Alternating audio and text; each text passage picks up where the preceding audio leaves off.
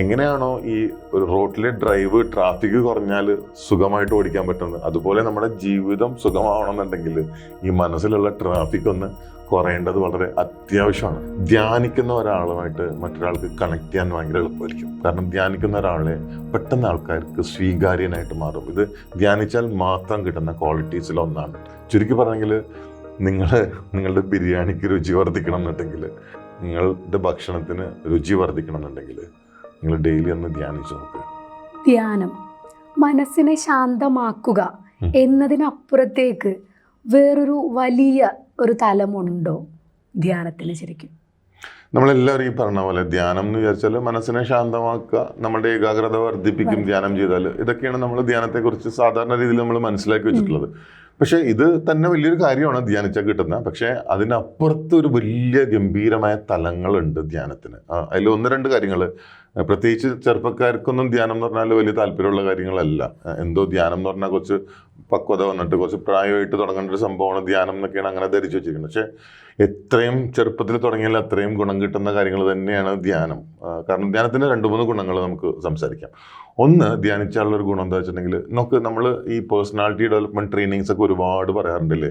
Communication നന്നാക്കുക, നമ്മുടെ dressing നന്നാക്കുക, നമ്മുടെ appearance നന്നാക്കുക, എന്താ പറയുക, നമ്മുടെ വാക്കിംഗ് സ്റ്റൈൽ നന്നാക്കുക. അങ്ങനെ ഒരുപാട് നമ്മൾ ഇന്നത്തെ കാലത്ത് നമ്മളെ എങ്ങനെ പ്രസൻറ്റ് ചെയ്യണം എന്നുള്ളതിനെക്കുറിച്ച് ഒരുപാട് സെമിനാർസും വർക്ക്ഷോപ്സും ട്രെയിനിങ്സും നടക്കുന്ന ഒരു കാലമാണ്. നമ്മൾ അധികം ശ്രദ്ധിച്ചിട്ടില്ലാത്തൊരു കാര്യമാണ് നമ്മുടെ സാന്നിധ്യം എന്ന് പറഞ്ഞ സംഗതി. മലയാളത്തിൽ സാന്നിധ്യം എന്ന് പറയും, ഇംഗ്ലീഷിൽ പ്രസൻസ് എന്ന് പറയും. പ്രസൻസ്, അതായത് നമ്മൾ കാവ്യ ചിലപ്പോൾ ശ്രദ്ധിച്ചിട്ടുണ്ടാവും, ചില ആളുകളെ അവർക്ക് വലിയ സൗന്ദര്യമോ കഴിവോ അവർക്ക് വലിയ പണമോ വലിയ പ്രശസ്തിയോ ഒന്നും ഇല്ലാതെ തന്നെ ചില ആൾക്കാരുടെ സാമീപ്യം നമ്മൾ ഇഷ്ടപ്പെടാറുണ്ട്. ഈ ചില ആൾക്കാർക്ക് ഈ പറഞ്ഞ പോലെ എല്ലാം ഉണ്ടെങ്കിൽ പോലും അവരുടെ സാമീപ്യം ചിലപ്പോൾ നമുക്ക് ഒഴിവാക്കണം എന്ന് തോന്നും. അവർക്ക് ഈ പറഞ്ഞ എല്ലാ ഗുണങ്ങളും, പുറമേ ലോകം കാണുന്ന എല്ലാ ഗുണങ്ങളും ഉണ്ടെങ്കിൽ പോലും ചിലരുടെ സാമീപ്യം നമുക്കത്ര ഇഷ്ടപ്പെടില്ല. അപ്പോൾ ധ്യാനിച്ചാലുള്ള ഏറ്റവും വലിയ ഗുണങ്ങളിൽ ഒന്ന് പറയുന്നത്, അതിനെക്കുറിച്ച് വലിയ റിസർച്ച് തന്നെ നടന്നിട്ടുണ്ട്, നമ്മളുടെ ഓറ ക്ലെൻസ്ഡ് ആവും, നമ്മുടെ പ്രഭാവലയം വികസിക്കും.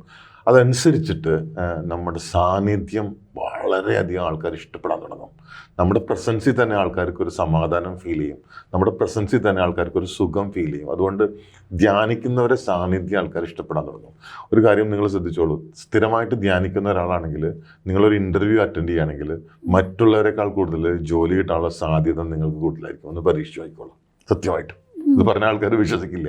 കാരണം ധ്യാനിക്കുന്ന ഒരാളുമായിട്ട് മറ്റൊരാൾക്ക് കണക്ട് ചെയ്യാൻ ഭയങ്കര എളുപ്പമായിരിക്കും. കാരണം ധ്യാനിക്കുന്ന ഒരാളെ പെട്ടെന്ന് ആൾക്കാർക്ക് സ്വീകാര്യനായിട്ട് മാറും. ഇത് ധ്യാനിച്ചാൽ മാത്രം കിട്ടുന്ന ക്വാളിറ്റീസിൽ ഒന്നാണ് കേട്ടോ, സത്യമായിട്ടും. അതുപോലെ നിങ്ങളൊരു സെയിൽസ് പേഴ്സൺ ആണെങ്കിൽ, നിങ്ങൾ ഡെയിലി മെഡിറ്റേറ്റ് ചെയ്യുന്ന ഒരാളാണെങ്കിൽ ആ സെയിൽസ് നടക്കാനുള്ള സാധ്യത കൂടുതലായിരിക്കും. കാരണം നിങ്ങളധികം സംസാരിക്കാതെ തന്നെ നിങ്ങളെ ആൾക്കാർ വിശ്വസിക്കും. നമുക്കൊരു ബോധ്യപ്പെടുത്തേണ്ട ഒരു ആവശ്യമുണ്ടല്ലോ സെയിൽസിൽ, അതിൻ്റെ അധികം കൂടുതൽ ആവശ്യം വരാണ്ട് തന്നെ നിങ്ങൾ ആൾക്കാർ കൂടുതൽ വിശ്വസിക്കും നിങ്ങൾ ഡെയിലി മെഡിറ്റേറ്റ് ചെയ്യുന്ന ആളാണെങ്കിൽ. കാരണം നിങ്ങളുടെ പ്രസൻസ് നന്നാവാൻ തുടങ്ങും. കാരണം നിങ്ങൾ മെഡിറ്റേറ്റ് ചെയ്യുമ്പോൾ നിങ്ങൾക്കധികം കളവ് പറയാൻ തോന്നില്ല. നിങ്ങളുടെ കമ്മ്യൂണിക്കേഷൻ തന്നെ കുറച്ചും കൂടി സത്യസന്ധമാവും. ആ സത്യസന്ധത ആൾക്കാർക്ക് വേഗം തിരിച്ചറിയാൻ സാധിക്കും. അതുകൊണ്ട് തന്നെ ശ്രദ്ധിച്ചോളൂ, ധ്യാനിക്കുന്ന ആൾക്കാരുടെ സാന്നിധ്യത്തിന് തന്നെ ഒരു പ്രത്യേകത ഉണ്ടാവും. ഇത് ഒരു ഗുണം. രണ്ടാമത്തെ ഒരു ഗുണം എന്താ വെച്ചിട്ടുണ്ടെങ്കിൽ, നമ്മൾ ഡെയിലി മെഡിറ്റേറ്റ് ചെയ്യുന്ന ഒരാളാണെങ്കിൽ നമ്മുടെ സെൻസസ് നന്നായിട്ട് വർക്ക് ചെയ്യാൻ തുടങ്ങും. നമ്മൾ കാണുന്ന കാഴ്ചകൾക്ക് ഒന്നും കൂടി ഭംഗി വർദ്ധിക്കും. നമ്മൾ കേൾക്കുന്ന കേൾവികൾക്ക് ഒന്നും കൂടി എന്താ പറയുക, ഒരു പാട്ടൊക്കെയാണ് നമ്മൾ കേൾക്കുന്നതെങ്കിൽ അതിന് ഒന്നും കൂടി ഒരു മാധുര്യം വർദ്ധിക്കും, രുചി ഭംഗിയാവും. ചുരുക്കി പറഞ്ഞെങ്കിൽ, നിങ്ങളുടെ ബിരിയാണിക്ക് രുചി വർദ്ധിക്കണം എന്നുണ്ടെങ്കിൽ നിങ്ങൾ ഡെയിലി, സത്യമായിട്ടും പറഞ്ഞാൽ വിശ്വസിക്കില്ല, സത്യമാണ്, നിങ്ങളുടെ ഭക്ഷണത്തിന് രുചി വർദ്ധിക്കണം എന്നുണ്ടെങ്കിൽ നിങ്ങൾ ഡെയിലി ഒന്ന് ധ്യാനിച്ച് നോക്ക്. രുചിയിൽ വരെ വ്യത്യാസം തോന്നും, സെൻസസിൻ്റെ ശക്തി വർദ്ധിക്കും. ഒത്തിരി വ്യത്യാസങ്ങളാണ് ഇങ്ങനെ ധ്യാനിച്ചാൽ ഉണ്ടാകുന്ന വ്യത്യാസങ്ങൾ. അടുത്ത ഒരു പ്രത്യേകത എന്താ വെച്ചിട്ടുണ്ടെങ്കിൽ, നമ്മളിപ്പോൾ ഏറ്റവും അധികം നേരിട്ടുകൊണ്ടിരിക്കുന്ന ഒരു പ്രശ്നമാണ്, നമുക്കൊന്നിലും ശ്രദ്ധ കിട്ടുന്നില്ല. ഇപ്പം നമ്മൾ കണ്ടുകൊണ്ടിരിക്കുന്ന ഇപ്പോഴത്തെ ഈ വീഡിയോ ചിലപ്പോൾ ചില ആൾക്കാർക്ക് ഒരു 10 സെക്കൻഡ് കൊണ്ട് ബോറടിക്കും, ചില ആൾക്കാർ മുഴുവനിരുന്ന് കാണും. പക്ഷെ മിക്കവാറും ഏറ്റവും കൂടുതൽ റീച്ചുള്ള വീഡിയോസ് കണ്ടിട്ടില്ലേ, 1 മിനിറ്റോ 2 മിനിറ്റിൻ്റെ വീഡിയോസാണ് ഏറ്റവും കൂടുതൽ റീച്ച്. അങ്ങനത്തെ ഒരു അവസ്ഥയിലേക്ക് വരാൻ കാരണം എന്തുകൊണ്ടാണെന്ന് വെച്ചിട്ടുണ്ടെങ്കിൽ, നമ്മുടെ അറ്റൻഷൻ സ്പാൻ അത്രയധികം കുറഞ്ഞു വരികയാണ്. പണ്ടൊക്കെ നമ്മളുടെ ഒരു ഒരു ഒരു പീരീഡ് എന്ന് പറഞ്ഞാൽ 45 മിനിറ്റ് ആയിരുന്നു. ആ 45 മിനിറ്റ് സമയം ഒരു കാര്യം ശ്രദ്ധിച്ച് നിൽക്കാനുള്ള കഴിവ് നമുക്ക് ഉണ്ടായിരുന്നു, കോൺസെൻട്രേറ്റ് ചെയ്യാനുള്ള നമ്മുടെ കഴിവുണ്ടായിരുന്നു. ഇപ്പൊ ആ കോൺസെൻട്രേഷൻ കുറഞ്ഞു 30 സെക്കൻഡായിട്ട് 30 സെക്കൻഡാണ് അത്ര ഇപ്പോൾ ഒരു മനുഷ്യന്റെ കോൺസെൻട്രേറ്റ് ചെയ്യാനുള്ള കപ്പാസിറ്റി. അപ്പോൾ നമ്മുടെ അറ്റൻഷൻ സ്പാൻ കുറഞ്ഞിരിക്കുകയാണ്. അത് ഇന്നത്തെ കാലത്തെ തലമുറ നേരിടുന്ന ഏറ്റവും വലിയ വെല്ലുവിളികളിൽ ഒന്നാണ്. അതുകൊണ്ട് പഠിത്തത്തെ ബാധിക്കുന്നുണ്ട്, കോൺസെൻട്രേറ്റ് ചെയ്യാനുള്ള കഴിവിനെ ബാധിക്കുന്നുണ്ട്, ഒരു കാര്യം മനസ്സിലാക്കാനുള്ള കഴിവിനെ ബാധിക്കുന്നുണ്ട്. ഇതൊക്കെ വർദ്ധിപ്പിക്കണം എന്നുണ്ടെങ്കിൽ ധ്യാനം അത്യാവശ്യമാണ് ശരിക്കും. ഇപ്പൊ ഈ ധ്യാനിക്കുന്ന സമയത്ത് അറ്റൻഷൻ ആണോ കോൺസെൻട്രേഷൻ ആണോ? ധ്യാനിക്കുന്ന സമയത്ത് നമ്മൾ ഒന്നും ചെയ്യാണ്ട് റിലാക്സ് ചെയ്യാണ് ചെയ്യുന്നത്. നമ്മൾ നമ്മുടെ ശ്വാസത്തെ വെറുതെ ശ്രദ്ധിച്ചിരിക്കുക, ചുറ്റുപാടുള്ള ശബ്ദങ്ങൾ ശ്രദ്ധിച്ചിരിക്കുക, ഒന്നിലേക്കും ശ്രദ്ധിക്കാതെ നമ്മളിങ്ങനെ അൺവൈൻഡ് ചെയ്യലാണ് ധ്യാനം. മനസ്സിലുണ്ടോ? ഈ ധ്യാനിച്ചാലുള്ള റിസൾട്ടാണ് കോൺസെൻട്രേഷൻ. ആക്ച്വലി ആൾക്കാർക്ക് ഉണ്ടാവുന്ന തെറ്റിദ്ധാരണ ധ്യാനം എന്ന് പറഞ്ഞാൽ കോൺസെൻട്രേഷൻ ആണ്. നോ, ധ്യാനം എന്ന് പറഞ്ഞാൽ ഡീകോൺസെൻട്രേഷൻ ആണ്. കോൺസെൻട്രേറ്റ് ചെയ്യാതെ റിലാക്സ് ചെയ്ത് ഇപ്പോൾ തോട്ട്സ് ഇങ്ങനെ വരികയാണെങ്കിൽ ആ തോട്ട്സ് ഇങ്ങനെ ഒബ്സർവ് ചെയ്തിരിക്കുക. അല്ലാണ്ട് തോട്ട്സിനൊക്കെ ഇങ്ങനെ ശ്രദ്ധിക്കണ്ട. നമ്മുടെ മനസ്സിലൂടെ ഇങ്ങനെ തോട്ട്സ് പാസ് ചെയ്യുമല്ലോ, ആ തോട്ട്സിനെ ഇങ്ങനെ ശ്രദ്ധിച്ച തോട്ട്സിനെ ഇങ്ങനെ വാച്ച് ചെയ്താൽ മതി, തോട്ട്സ് കുറയാൻ തുടങ്ങും. അത് ശ്രദ്ധിച്ചാൽ മനസ്സിലാവും. വെറുതെ നമ്മളുടെ മനസ്സിലൂടെ ഒരു മനുഷ്യന്റെ മനസ്സിലേക്ക് ശരാശരി ഒരു ദിവസം 50,000 മുതൽ 60,000 ചിന്തകളാണ് കടന്നു പോകുന്നത്. അത് അയാൾ ഇത്തിരി വിഷമിച്ചിരിക്കുകയാണ്, സ്ട്രെസ്ഡ് ആണ്, ടെൻസ്ഡ് ആണെങ്കിൽ അത് 1,00,000 ചിന്തകളായിട്ട് മാറാം.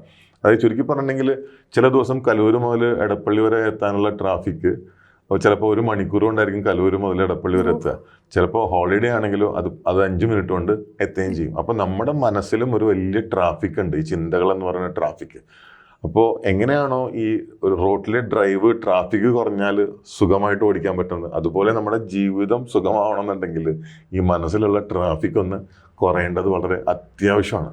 ആ ട്രാഫിക് കുറക്കാനാണ് ധ്യാനം നമ്മളെ സഹായിക്കുന്നത്. അപ്പോൾ ഒരിക്കലും ധ്യാനം കോൺസെൻട്രേഷൻ അല്ല, പക്ഷെ ധ്യാനിച്ചാൽ കിട്ടുന്ന റിസൾട്ടാണ് കോൺസെൻട്രേഷൻ. ഇപ്പോൾ ധ്യാനം നല്ലതാണ്, ഓക്കെ. അപ്പൊ ഇത് കേട്ടിട്ട് എന്നാ എനിക്കും ധ്യാനിക്കാം, അങ്ങനെ വെറുതെ ധ്യാനിച്ചത് കൊണ്ട് കാര്യമുണ്ടോ ശരിക്കും? അല്ലെ, നമ്മളെപ്പോഴും ഒരു കാര്യം തുടങ്ങുന്നത് വെറുതെ തന്നെയാണല്ലോ. കാരണം നമ്മൾ ഇരിക്കുമ്പോൾ പല ടൈപ്പ് ചിന്തകൾ വരും.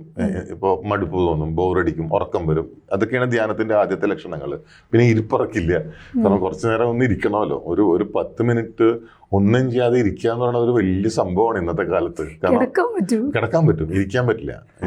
അപ്പോൾ ഇരിക്കുക എന്ന് പറഞ്ഞാൽ തന്നെ ഒരു വലിയ കാര്യമാണ്. അത് കണ്ണടച്ചിരിക്കുക എന്നുള്ളത്. മനസ്സിലുണ്ട്, കണ്ണടച്ചിട്ട് തന്നെ ഇരിക്കണം. കാരണം കണ്ണ് തുറക്കുമ്പോൾ തന്നെ നമ്മൾ പല കാഴ്ചകളിലേക്ക് നമ്മുടെ ചിന്തകൾ പോകും. അപ്പൊ നമ്മുടെ ചിന്തകൾ പുറം ലോകത്തേക്ക് പോവാതിരിക്കാൻ വേണ്ടിയിട്ടാണ് നമ്മൾ കണ്ണടച്ചിട്ട് ധ്യാനിക്കണം എന്ന് പറയുന്നത്. അപ്പോൾ എന്തുമാത്രം നമ്മളുടെ ഇന്ദ്രിയങ്ങൾ ഷട്ട് ഡൗൺ ആണോ അത്രയും നമ്മളുടെ ചിന്തകൾ കുറയും. എത്രമാത്രം നമ്മളുടെ ഇന്ദ്രിയങ്ങൾ ആക്റ്റീവ് ആവുന്നോ അത്രയും നമ്മുടെ ചിന്തകൾ കൂടും. അപ്പോൾ നമ്മൾ ഒരുപാട് ഒച്ചപ്പാടും ബഹളമുള്ള സ്ഥലത്ത് ഇരുന്നിട്ട് നമുക്ക് ധ്യാനിക്കാൻ പറ്റില്ല. കാരണം ആ ഒച്ചപ്പാടും ബഹളങ്ങളൊക്കെ നമ്മുടെ ധ്യാനത്തിന് നമ്മുടെ ചിന്തകളെ ബാധിക്കും. അപ്പോൾ എത്ര നമ്മൾ ഈ പറഞ്ഞ പോലെ കുറച്ചൊരു സൈലൻ്റ് ആയിട്ടുള്ള സ്ഥലം കണ്ണടച്ചിട്ടിരുന്ന് ധ്യാനിക്കുമ്പോൾ ആദ്യമൊക്കെ ഈ പറഞ്ഞ പോലെ ചിന്തകളുടെ ശല്യം ഉണ്ടാവും, എഴുന്നേക്കണം തോന്നും, ഇരിക്കാൻ പറ്റില്ല.